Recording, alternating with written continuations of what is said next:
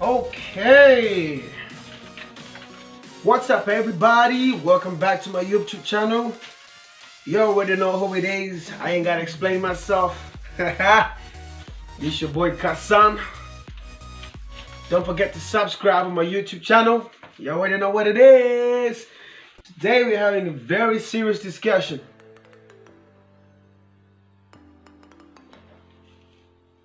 Twilight.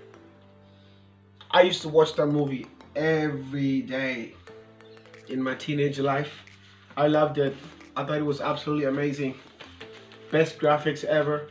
Now I'm actually looking for the video games. I want to start playing the games. I think the video games will be proper. So today's discussion, you already know what's up. Okay, so today's discussion is gonna be about something that we all know about. This is a comedy show, and this discussion we're gonna have. I got my pamphlets here. I've done my research and everything. So yes. Okay, first we're gonna start. Sex before marriage. That's right. A lot of people seem to defy that word. They don't think about it, or they don't give it enough thought. So I just wanted to have a little discussion about that. Sex before marriage. You know what it is, right? You know, a lot of cultures and religion, play a big part around that word. So what is sex before marriage? Well, from my background, I understand sex before marriage is something that is literally have been, cursed from generations. It's something that is not allowed to be done. It's not practiced. We're not supposed to be having sex before we're married. You know what I'm saying? Because sex before marriage is also against our religion. It makes a big difference when it comes to our love life and our relationships, when it comes to men and women. You know what I'm saying? And it is a big disrespect to most of us. So, and I know for a fact that a lot of people that have had sex before marriage today are having consequences in their relationships, because obviously the reason why it's prohibited to have sex before marriage, because of the different things that it could bring in our lives. Most people believe that demons will travel through sex to another body's person, and that can be very destructive to the mind and our spirit and our soul, physically, mentally, and emotionally.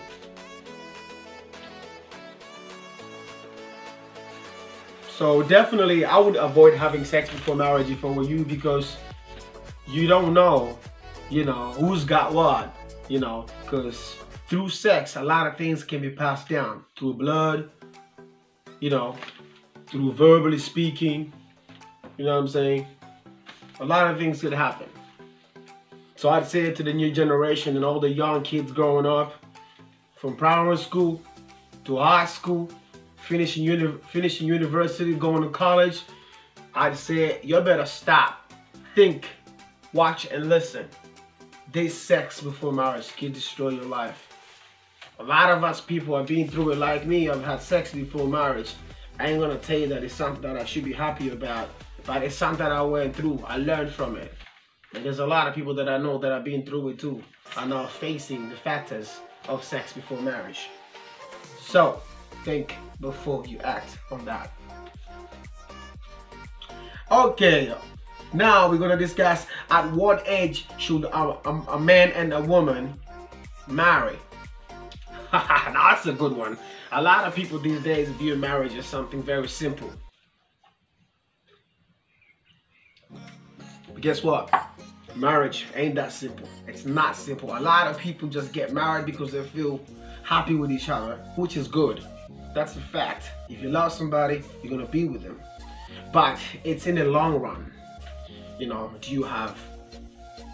How much do you really think you can keep on loving somebody with all their bads and all their, their mistakes, and through their problems, and through their actions, and everything that they do.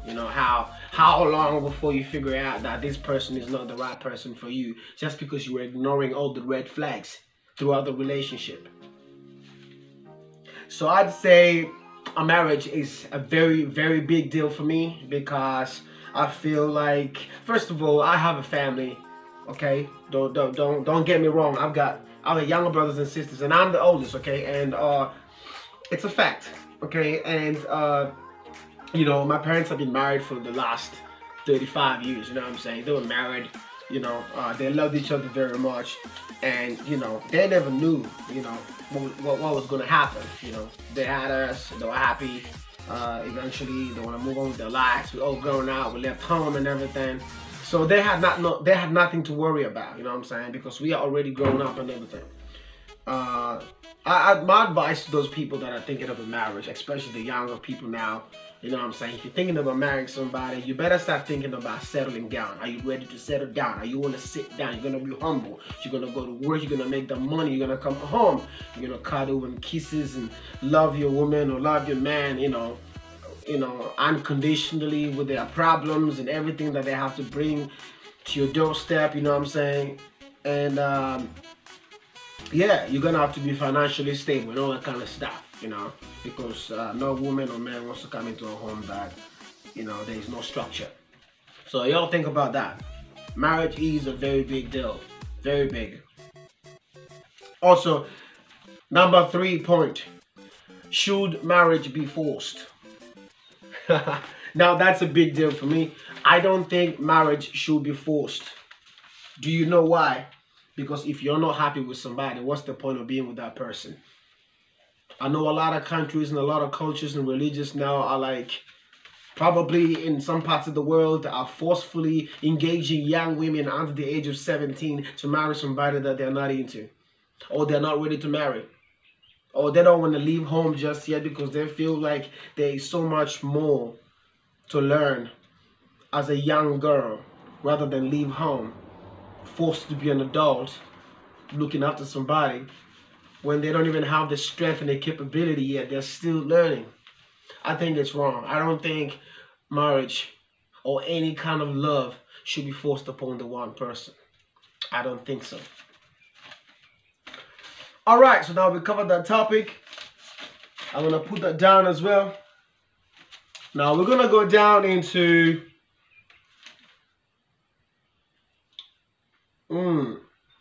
should lovers have future plans and future goals for each other? What's the point of being in a relationship with somebody that loves you but has no goals for you, has no plans for you, did not plan a future for the two of you? What's the point? Wasting time? Smoking weed, getting drunk, going out all the time, party, meeting different kind of people? What's the worst case scenario? Is it for sexual pleasure? Believe it or not, but a lot of people these days only go out with each other because they like the way the person looks from the outside, and they just want to feel what it's like to have a beautiful girlfriend. These guys. And a woman also does the same thing, you know what I'm saying? Going for a guy because they have 6 packs, they got big arms, big thigh legs, you know what I'm saying? And they are strong, you know what I'm saying? They are fit, they're well known for their physical looks. That's it. The pleasure of physique and the pleasure of sex. Is that it? Is that what it is? Because if that's what it is, then it's best that you start understanding that this relationship is not going to work. Because there's so much more you got to like about somebody before you can even engage in anything. You understand that? So, number 5.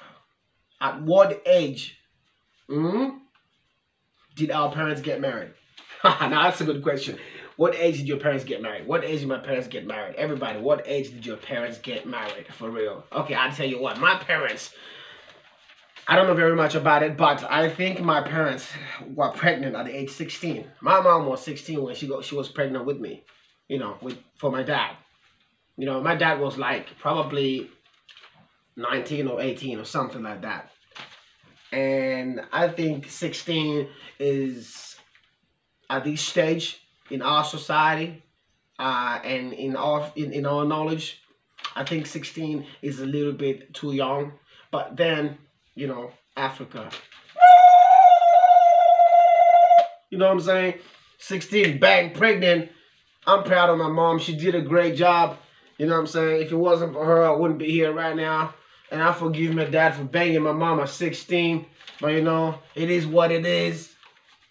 Peace out. Anyway. So, the next topic we're going to have is positive outcomes and negative outcomes of becoming a parent.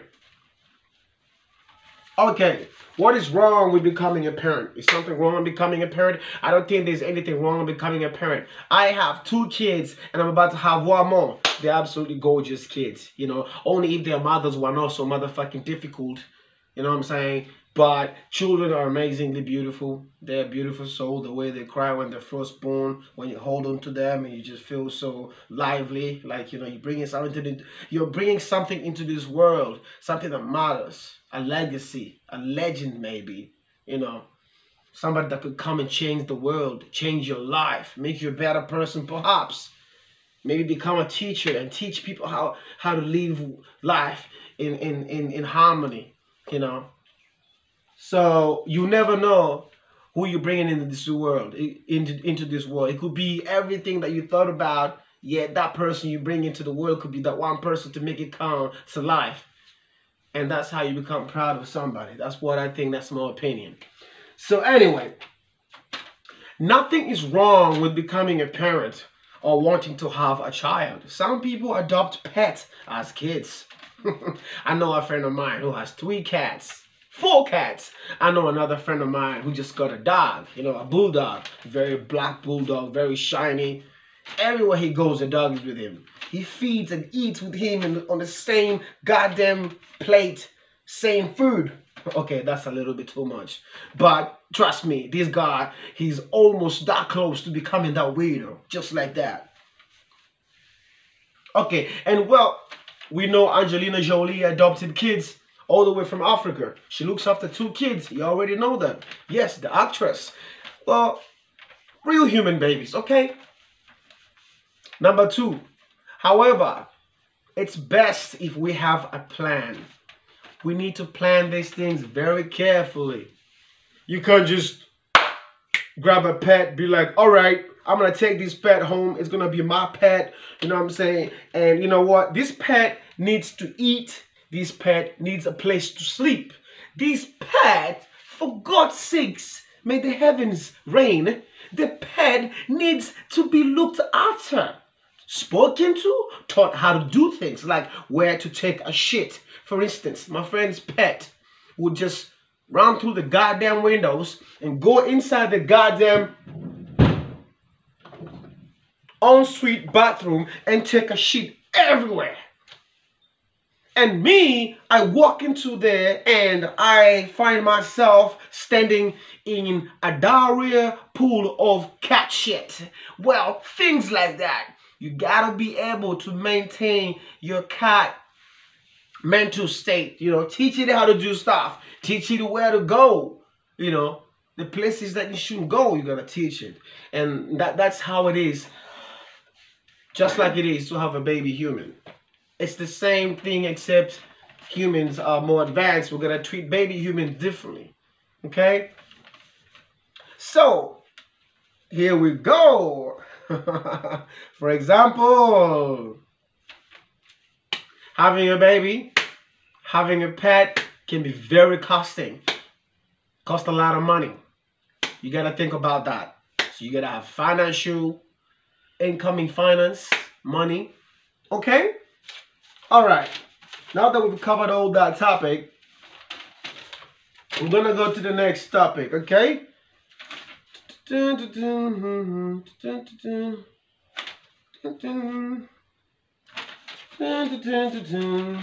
I've got so much more topics over here. Okay, here, this one. Okay, so to have kids, to have pets, It means we have to be physically, mentally, spiritually prepared, meaning we have to display responsibility. You know, we have to be responsible people. Otherwise, what's the point of getting a pet and you don't feed it, you don't wash it, it doesn't have a place to sleep, you close the door, it doesn't know where to go, next minute you come home and your pet is dead. How would you feel? And don't forget, these pets get sick. Okay, they need medicine, medical treatments. These pets need to be looked at. They need to be checked up. And all that's gonna cost a lot of money. So you think about it, okay? It's fucking crazy. Okay? But it can be rewarding for some people. Like for me, it has taught me a lot. I wouldn't be what I am today without my kids. And the responsibility of having them, knowing that I have to provide. Okay, number 4. Kids and pets. They all need emotional support. When a child is crying, what is the child crying for? Does the child need to go to the toilet? Or if a newborn baby needs to nappy change, they're crying because they're feeling emotional that something has happened and they need help. Emotional support. Kids get older. They need to learn. They need to go into the world. They need to meet friends. They need to make friends. They need to meet teachers. They need to learn about the environment, what life is about, how to do things. School fees. Kids need school fees. So we got to pay school fees for our children. Don't forget that. Kids need school fees. So yes, and again, a lot of money. Y'all got to spend a lot of money on kids. So if you want to have kids, you want to have a relationship, you want to have pets, okay? You want to travel the world with your kids, you want to buy them cars and, spoil them. It's all about finance, emotional support, and also responsibility display. So do not forget, all of this needs to be researched, evaluated, okay? And it also matters who you're going to have your kids to. Fellas, ladies, whoever you're going to have your kids to matters. The person you're going to have your kid to, make sure you check their emotional state. Make sure you check their history. Make sure you look at how they are, how far you can go, and all that kind of stuff. So thank you for watching my YouTube videos, and I'll see you guys in the next one. We will be discussing something very important to the world, something that is happening in the now, something that has been happening for histories, and today is influencing a lot of us. How can we make that change? That's my next video. Thank you very much. See you guys on the other one.